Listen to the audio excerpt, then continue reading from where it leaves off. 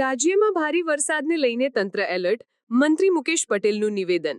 દક્ષિણ ગુજરાતમાં મોડી રાત્રે ધોધમાર વરસાદથી જનજીવન અસરગ્રસ્ત. ઉકાઈ ડેમમાંથી 1.63 લાખ ક્યુસેક પાણી છોડવામાં આવી રહ્યું છે. રાજ્યભરના વિપત્તિગ્રસ્ત વિસ્તારોમાં એનડીઆરએફની ટીમો રાખવામાં આવી સ્ટેન્ડ બાય.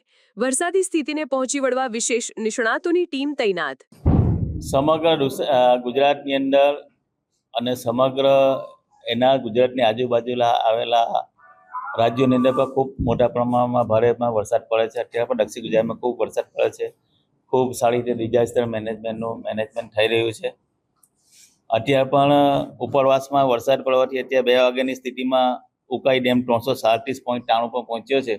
ઉપરની આવક છે લગભગ 1.79 ક્યુસેક પાણી 1,79,000 ક્યુસેક પાણી આવે છે. એની સામે જ આવક છે 1.63 લાખ ક્યુસેક પાણીની જ આવક છે.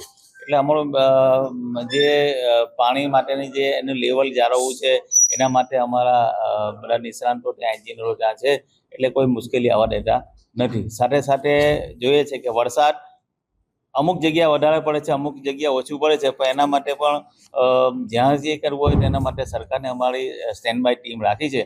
ત્યાં વરસાદ પડે છે એનડીઆરએફની ટીમ પણ વધારે રાખી છે. અત્યારે જો કીમ નદીની અંદર પણ થોડું પાણી લેવલ વધ્યું હતું, પણ બધું લેવલ જળવાઈ રહેશે.